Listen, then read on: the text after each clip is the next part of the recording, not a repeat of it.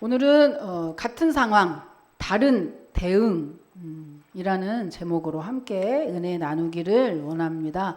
여러분 살아가면서 누구나 어쩔 수 없는 그 위기를 경험할 때가 있죠. 여러분은 그 위기를 만날 때마다 어떻게 또는 어떤 방법으로 그 위기를 넘기시는지요. 등잔빛이 어둡다는 말이 있는데 등불이 너무 밝게 이렇게 켜 있으면 도리어 이 밑에는 그림자가 져서 가까이 있는 어떠한 해결점이 더 안 보일 수도 있습니다. 그런즉 여러분 잠시 내 고집이라는 등불, 아니면 욕심이라는 등불, 아니면 내 중심이라는 그 불빛을 잠시 끌 때 도리어 그 위기의 해결점이 훨씬 더 선명하게 보일 때가 있습니다.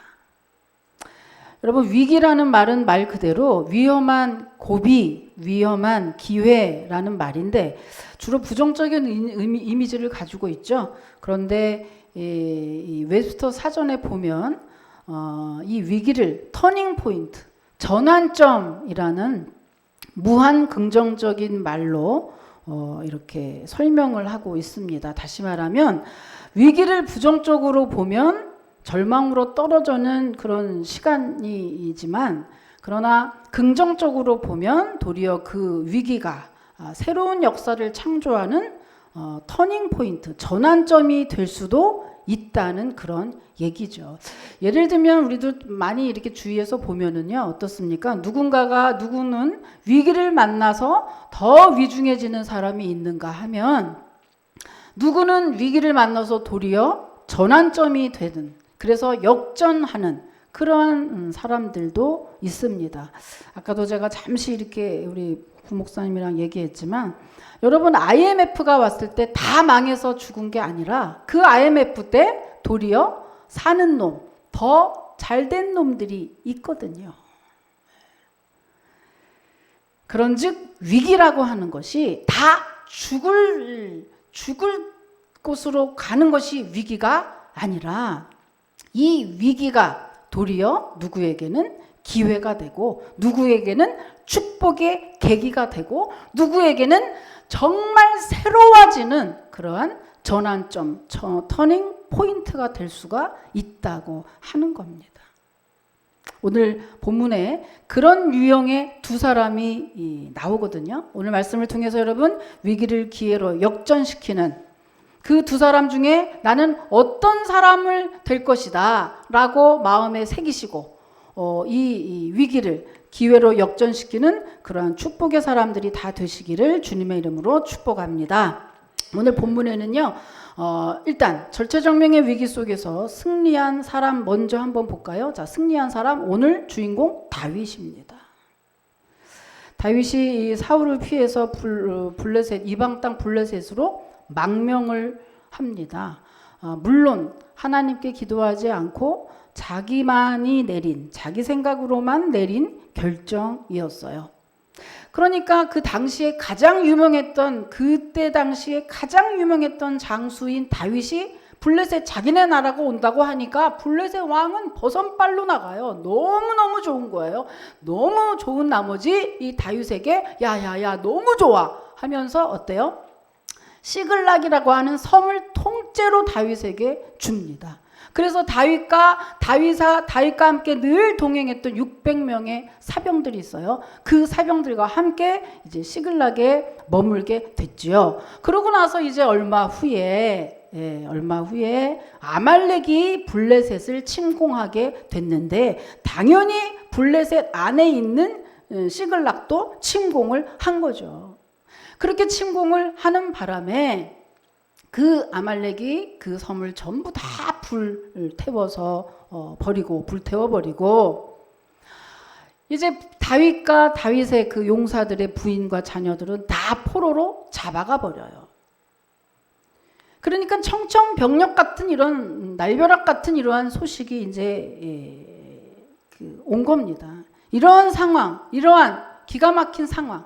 그런데 뿐만 아니라 여기서 끝이 아니고 도리어 이제 6절에 보면 백성들이 자녀들 때문에 마음이 슬퍼서 다윗을 돌로 치자 하니 다윗이 크게 다급하였다고 하고 있는데 무슨 말이냐 하면 이제 아말렉이 적군이 와서 시글락이라는 섬을 다 불태워서 다 잡아갔잖아요. 그것뿐만 아니라 도리어 이제 서로 힘을 합쳐서 이 위기를 버텨나가야 할 텐데 도리어 다윗의 600명의 그 군사들, 다윗이 어디로 가나 함께했고 다윗을 구하기 위해서 피로 동맹을 맺었던 이 600명의 용사들이 자기들이, 남자가 또 그런가 봐요, 그죠? 자기를 건드렸을 때는 그나마 정말 변절자가 없었거든요. 정말 다윗과 함께 갔는데 상황이 달라진 거예요. 자기의 자녀가, 자기의 부인이 이제 포로로 잡혀가니까 이제 눈이 도른 거예요. 그래서 이 600명의 용사들이 드디어 다윗에게 칼을 겨눈 거죠. 이 모든 일이 다 다윗 당신 때문에 벌어진 일이니 이제 당신은 죽어 마땅하다. 돌로 쳐서 죽이려고 달려들었다 하는 것이죠. 그러니 지금이야말로 다윗으로 보면 위기 중에 위기가 아닐 수 없는 겁니다. 그렇다면 다윗은 오늘 이 위기를 어떻게 모면했을까? 어떻게 모면했을까요? 자, 6절에 답이 나와 있습니다. 6절 한번 읽을게요. 6절입니다. 시작.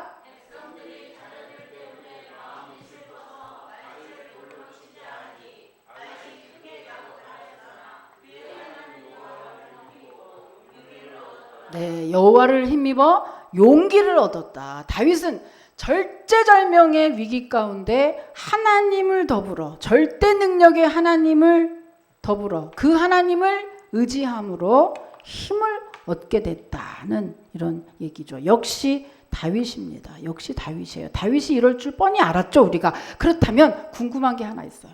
그렇다면 다윗은 정말 일평생 100% 일이 있을 때마다 늘 언제나 하나님만 전적으로 의지하고 한 번도 곁길로 안 가고 한 번도 하나님을 놓친 일이 없었을까? 아니요. 아니죠. 그렇지 않죠. 다윗도 때로는 자기 생각에 빠져서 불신앙에 떨어졌던 적도 있었고요. 다윗도 때로는 하나님 의지하지 않고 자기 힘만 의지하다가 실패한 적도 있었습니다.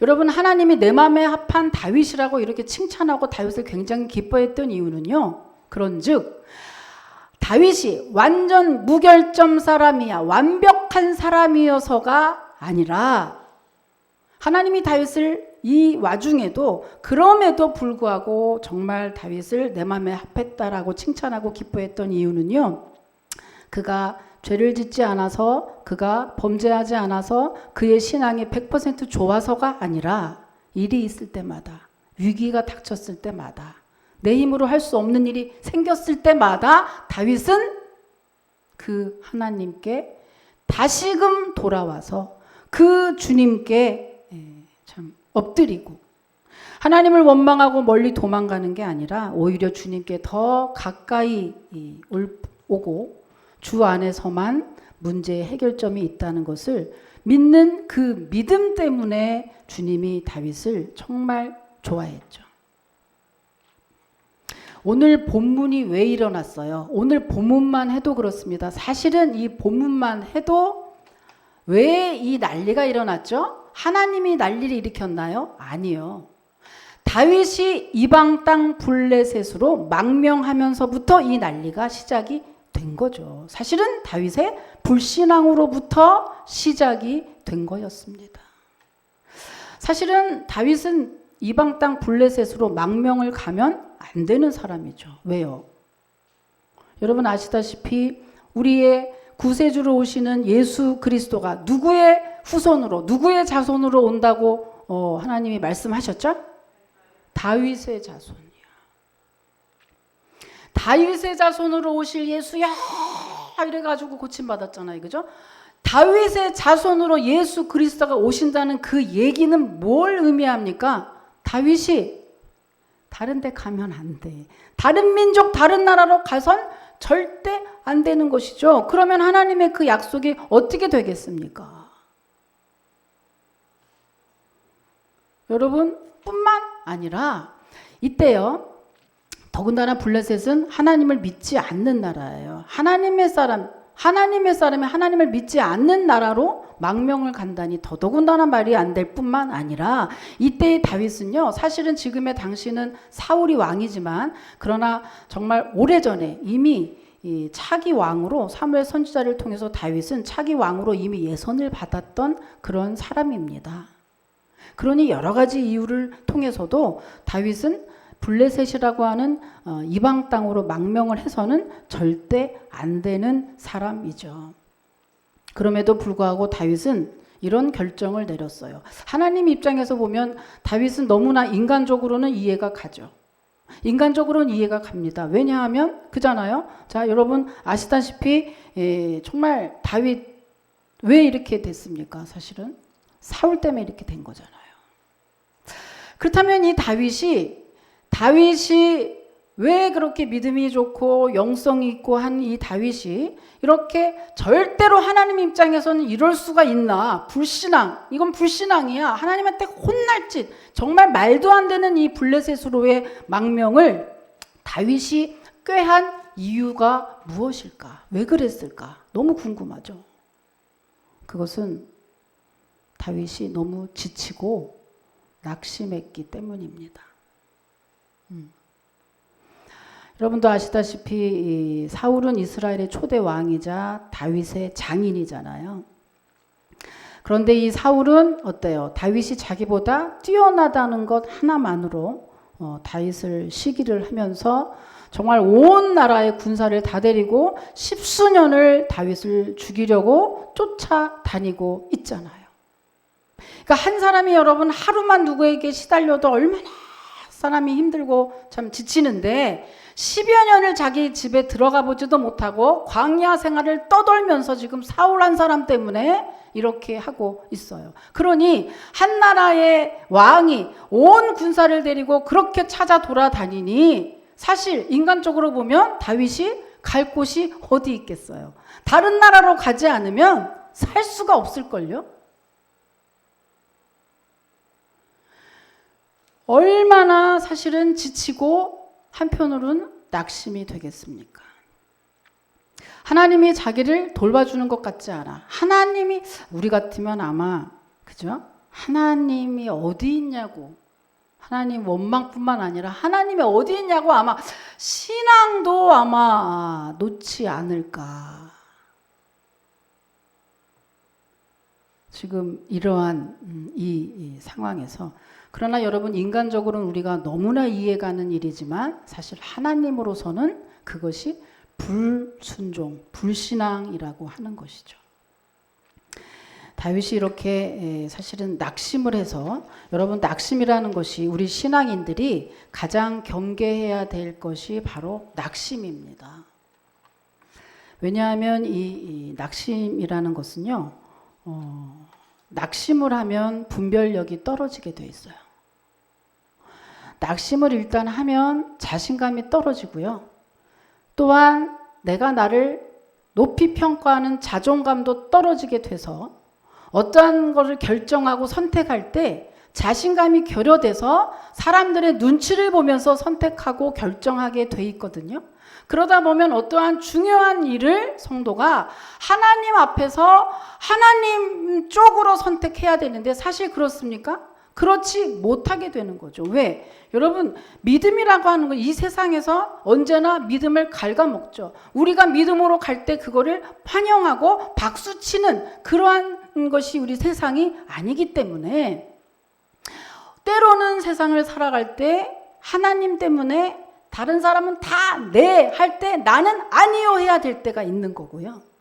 어떤 땐 사람들은 다 아니요 할 때 나만 네 해야 되는 때가 있는 거거든요. 그게 믿음의 사람인데 여러분 낙심을 하면 그게 안 되는 거예요. 할 수가 없어요. 왜? 하나님만 바라보기에는 내가 너무 자신이 없어. 그러다 보니 사람 눈치를 보고 사람 좋게 인본적인 결정과 선택을 할 수밖에 없게 되는 것입니다.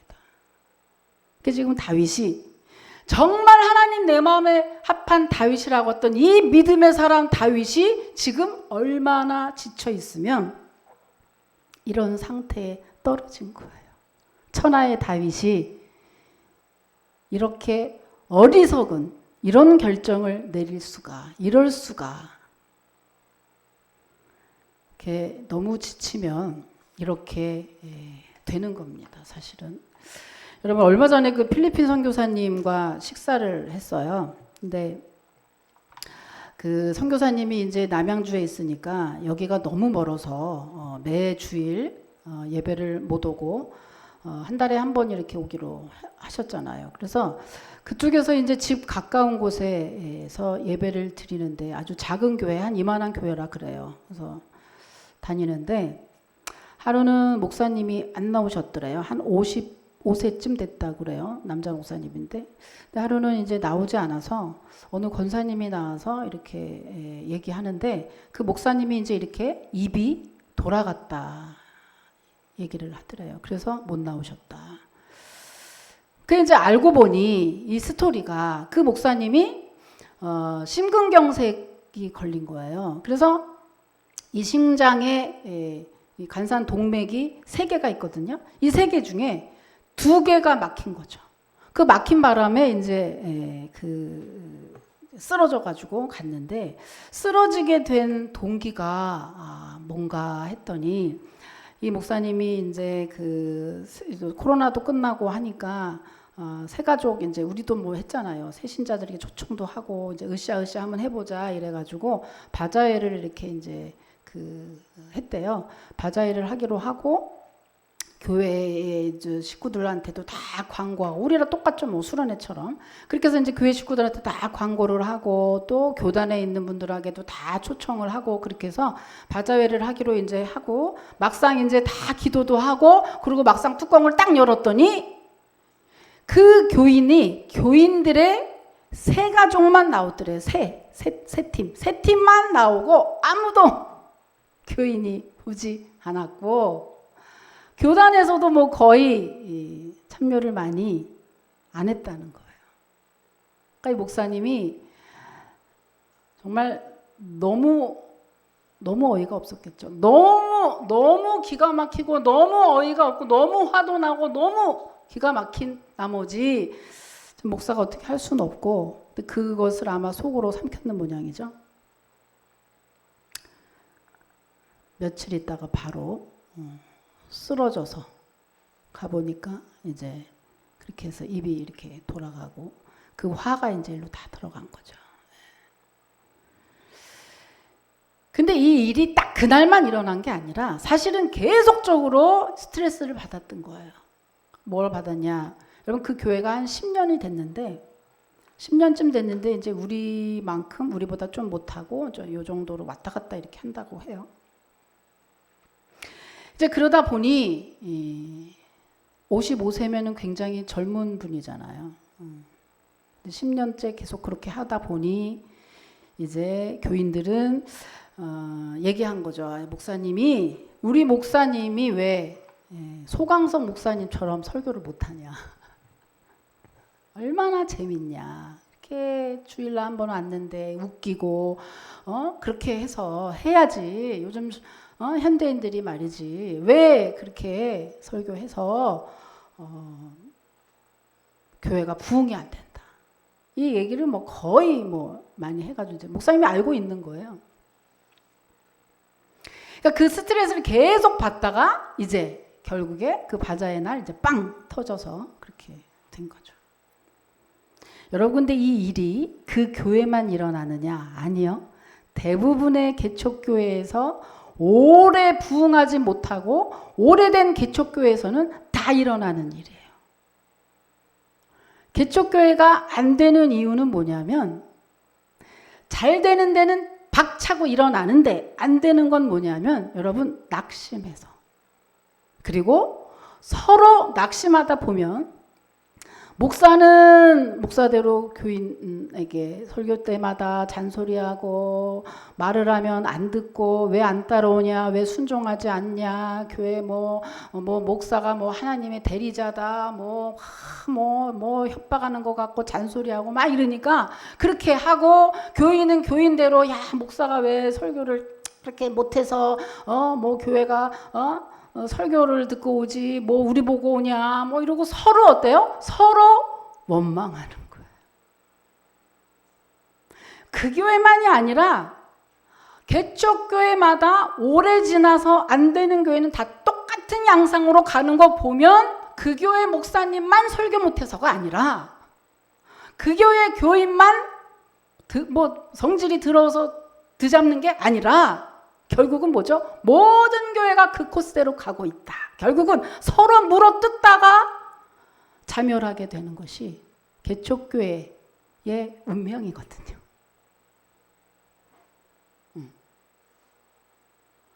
결국에는 이 일이 왜 일어나냐면 오랜 동안 표출도 못하고 낙심을 해서 이 낙심의 영이 들어가면 아까 말씀드렸잖아요. 분별력이 떨어진다. 그래서 막 애를 쓰는 거죠. 어떤 때는 막 열심히 하는데 하나님이 기뻐하지 않는 일로 열심히 할 때도 있고 이것도 하고 저것도 하고 이것도 하고 저것도 하고 그래도 막 따라주지 않고 합심도 안 되고 막 다 그러니까 막 얘는 얘대로 뭐 목사는 목사대로 뭐 교인은 교인대로 다 따로 놀고 막 다 서로 원망하고 물어뜯고 뭐 그렇게 되는 거거든요. 낙심이라는 것이 이렇게 우리의 신앙을 갉아먹고 하나가 되는 것을 방해하고 그런데 낙심을 안 해야지 한다고 안 해지는 것도 아니니까 이게 문제 아니겠습니까? 그죠? 낙심이 된다.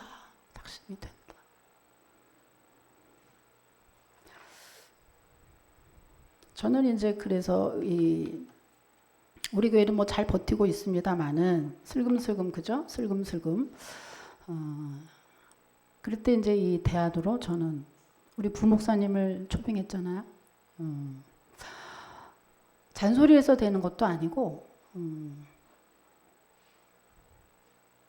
제가 섬기던 교회에는 그렇게 해서 저도 그 교회에서 그렇게 자랐거든요. 그래서 막 목사님이 딱 하면 벌써 만나교회 김병상 목사님 거 저는 남의 다른 교회 목사님 걸 잘 듣지 않는데 저도 참 좀 오늘도 교인이 다 안 온다고 하니 참 기분이 참 잡잡하더라고요. 남의 교회 그거를 잘 안 들어요 제가. 근데 겸손한 마음으로 제가 한번 들어봤죠. 그분이 그 중에 얼마나 웃긴 얘기 하는지.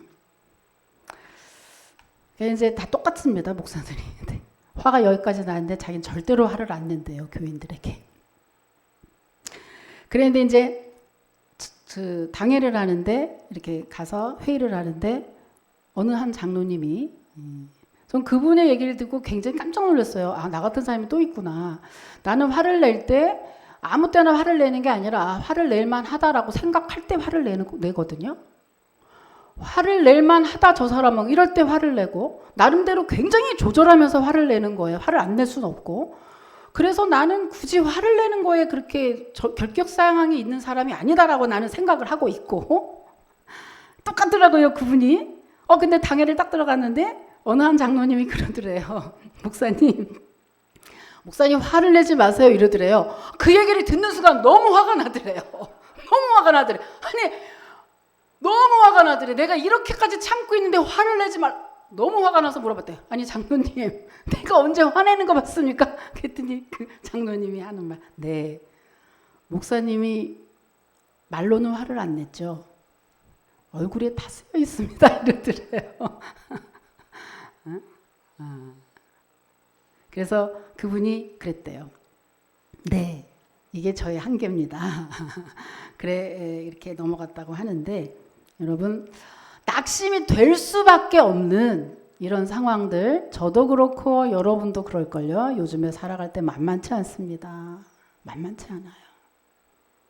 근데 여러분 우리가 오늘 이 다윗이 이렇게 영성이 있고 이렇게 영역이 있고 이렇게 주님이 기뻐하는 다윗도 낙심을 하니까 그것을 은근히 표출하지 못하고, 여러분 다윗이 만약에 이 부분만 정말 이 다윗이요 사실은 조금 정말 영성이 조금 떨어졌다, 침체됐다고 하는 것을 볼 수가 있는 게 뭐냐면요, 만약의 경우에 이 다윗이 좀 더 말씀을 묵상하고 충만했다면 사실은 다윗이 블레셋까지 망명하지 않아도 된 거예요. 왜 그래요? 말씀만 잘 생각해도, 아까도 우리가 얘기했지만, 자, 앞으로 오실 메시아가 다윗의 가문에서 오겠다라고 약속했어요. 이미 그 약속이 있어요. 그러니까 말씀을 좀 더 묵상하고 좀 더 기도해서 주님의 뜻을 잘 알았더라면 다윗이 살기 위해서 굳이 블레셋 땅까지 갈 필요가 없었던 거죠. 왜? 예수 그리스도의 어느 정도의 사명이 있는 한 다윗은 절대 개죽음에서 죽지 않을 거예요. 아니, 사울 다음에 다윗 왕으로 이미 예선해 놨잖아요. 그러니까 왕이 될 때까지 절대 사울의 손에 죽지 않아요. 여러분 영화 보시죠. 영화 보면 어때요? 주인공 영화 속에서 주인공 죽는 거 봤습니까? 그죠? 막 어때요? 막 그 죽을 때 되니까 죽은 거고, 영화에서 막 따다다다다다 막 따발총을 막 쏴도 매트릭스는 막 착착 이렇게 막 피하고, 그죠? 막 따다다다다 총을 쏴도 막 막다가 어때요? 아 이제 진짜 죽나 보다 막 이럴 때 갑자기 누가 뒤에서 빵 쏘잖아요. 그죠? 막 쏘고, 선배님 괜찮으세요? 그래가지고 은재 오지 말라 그랬는데 은재 숨어가지고 와가지고 보고, 그죠? 괜찮으십니까? 아 난 괜찮다.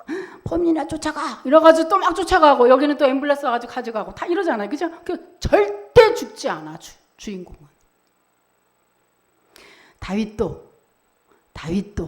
좀 더 아무리 힘들어도, 아무리 낙심이 돼도 좀 더 묵상했더라면, 좀 더 주님의 말씀을 더 묵상했더라면 이러한 어리석은 일은 하지 않았을 텐데.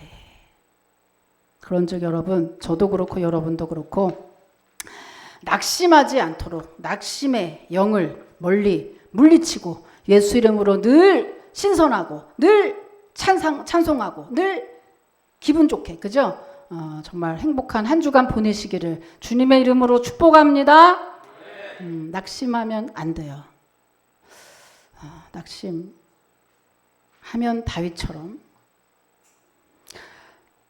그런데 여러분, 풀무 속에서도 이 금을 넣었을 때 온도가 뜨거우면 뜨거울수록 그 금에 붙어 있는 불순물이 더 많이 제거돼서 정금이 나온다고 하듯이, 여러분 성도의 믿음의 진가는 고난 속에 있는 거예요. 고난의 빛이 더 고난을 받을 때 우리의 성도는 더 빛이 나죠. 마찬가지입니다. 여러분, 다윗이 이렇게 정말 돌에 맞아 죽게 생겼어요. 이런 상황에서 어떻습니까? 다윗이 정신이 번쩍 들었어요. 번쩍 들어서, 내가 지금 뭐 한 거지? 내가 지금 뭘 했던 거지? 정신이 번쩍 들면서 예전의 다윗으로 돌아갔지요. 자, 그래서 다윗이 정신 차리고 제일 먼저 한 게 무엇입니까? 자, 본문의 7절, 8절 한번 읽어볼게요. 7절, 8절입니다. 시작.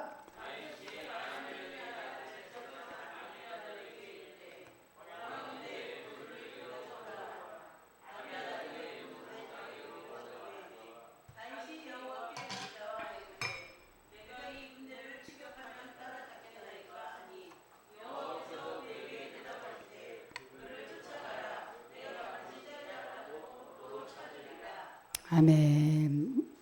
다윗이 정신이 번쩍 들었죠.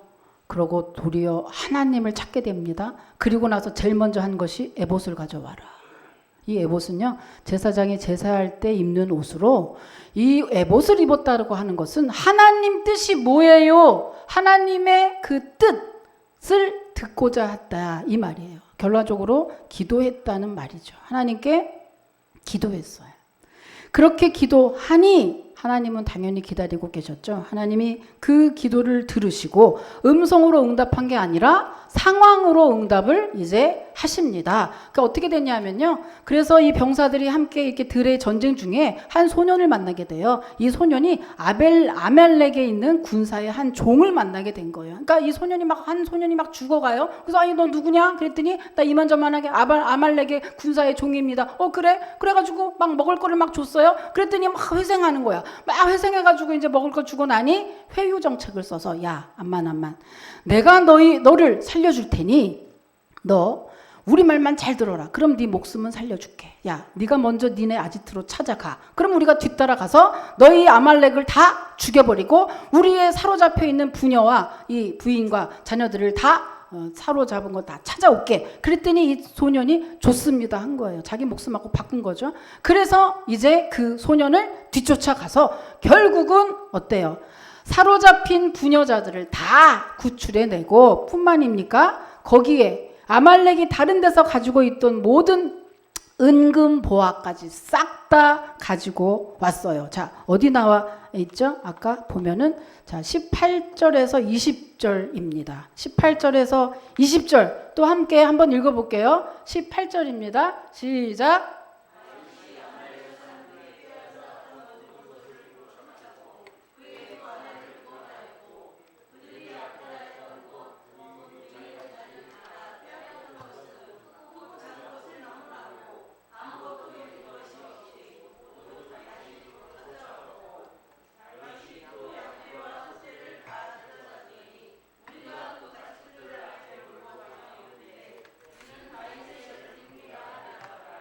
아멘. 여러분 하나님은 이렇게 부르짖는 자에게 반드시 응답하시고 또한 회개하고 돌아오는 자에게 회복의 은혜를 덧입혀 주시는 분이심을 여러분이 꼭 믿으시기를 축복합니다.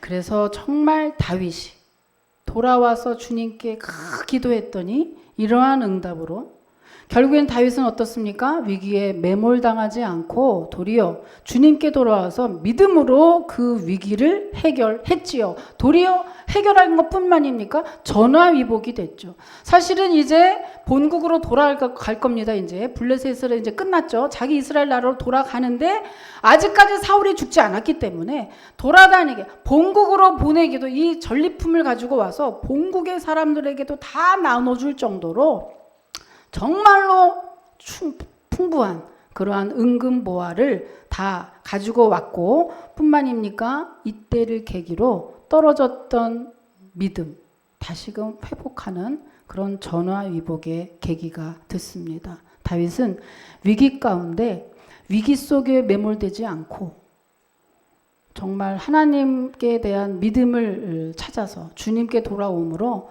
그 믿음으로 다시금 해결함을 얻고 예전보다 더 축복받는 더 좋은 것으로 응답받는 그런 축복의 계기가 됐죠. 그런데 여러분 이렇게 해피엔딩만 있는 게 아니잖아요. 또 한 사람 있습니다. 바로 위기 가운데 그 위기 속에 매몰돼 버려서 완전히 실패한 한 사람이 나오죠. 그분은 바로 사울입니다. 사울. 여러분 아까는 이제 블레셋이 나왔는데 아까는 아말렉하고 블레셋하고 전투의 얘기라면 지금은 이 블레셋이 이스라엘을 침공해요. 근데 그 이스라엘에 사울 왕이 아직 있을 때입니다. 근데 이 사울 왕이 어때요? 이때에는 그 전쟁을 하면요 반드시 전쟁 전에 이렇게 제사를 드려야 돼요. 왜? 이 전쟁에서 이기겠습니까? 지겠습니까? 하나님 어떻게 할까요? 이거를 제사장을 통해서 반드시 제사를 드리게 되어 있어요. 그런데 문제는 지금 사울이 이때에 이미 사무엘 선지자가 죽어버렸어요. 그러니까 늘 그전에는 전쟁할 때 사무엘 선지자가 제사를 드려서 어떻대요? 그렇게 해준대요? 어떻대요? 이렇게 물어봤지만 이젠 사무엘 선지자가 죽었고 뿐만입니까? 하나님이 사울을 보지 않기 때문에 자기가 기도해도 하나님이 대답을 안 해주시는 거예요. 그래서 사울이 사무엘상 28장 6절 7절 한번 읽어볼게요. 사울은 어떻게 했는지 같은 위기를 만났을 때 어떻게 했는지 한번 읽습니다. 시작. 사울이 여호와께 묻자오되 여호와께서 꿈으로도 우림으로도 선지자로도 그에게 대답하지 아니하시므로 사울이 그의 신하들에게 이르되 나를 위하여 신접한 여인을 찾으라. 내가 그리로 가서 그에게 물으리라 하니 그의 신하들이 그에게 이르되 보소서 엔돌에 신접한 여인이 있나이다. 아멘. 여러분, 사울은 하나님 대신에 점을 보기로 결정을 합니다. 인간적으로는 다윗처럼 이분도 너무 이해가 가지만 그러나 이러한 불신앙이 없는 것이죠. 하나님이 가장 싫어하는 우상을 숭배하는 점을 보기로 결정을 해요.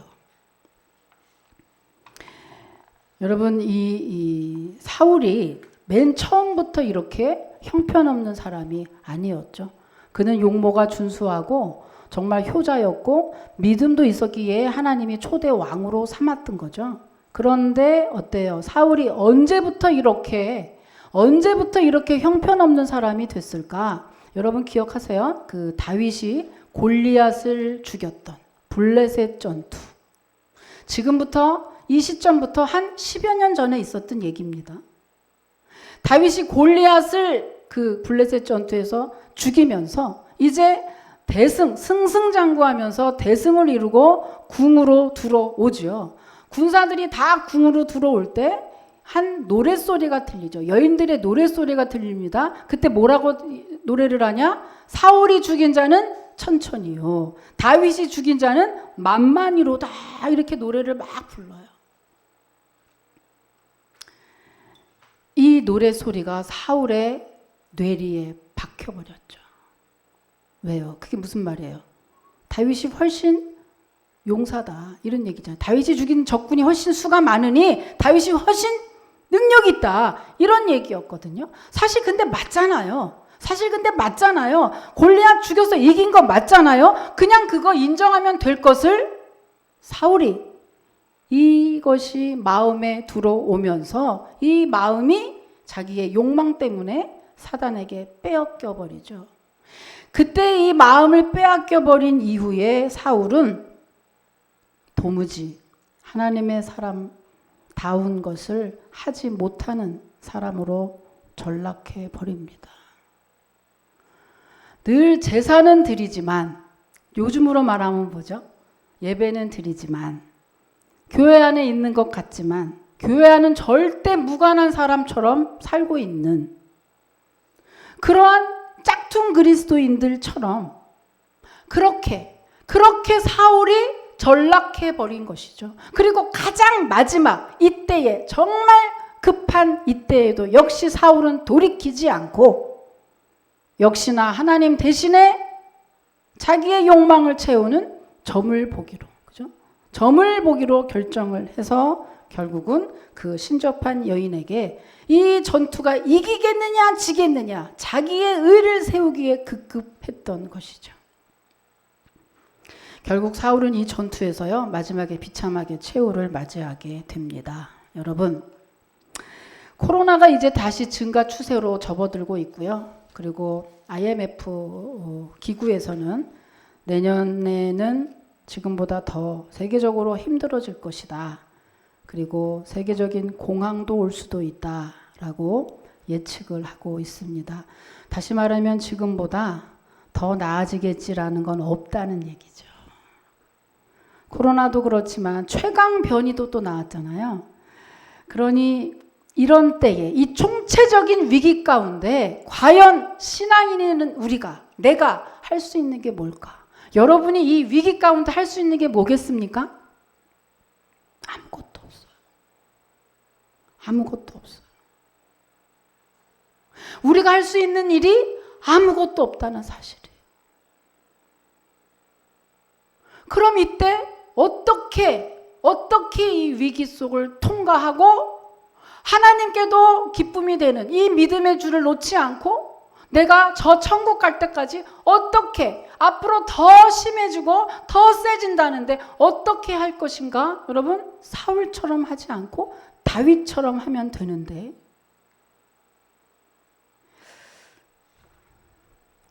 제가 그 남포교회 박영선 원로 목사님이 이 얘기를 하시더라고요.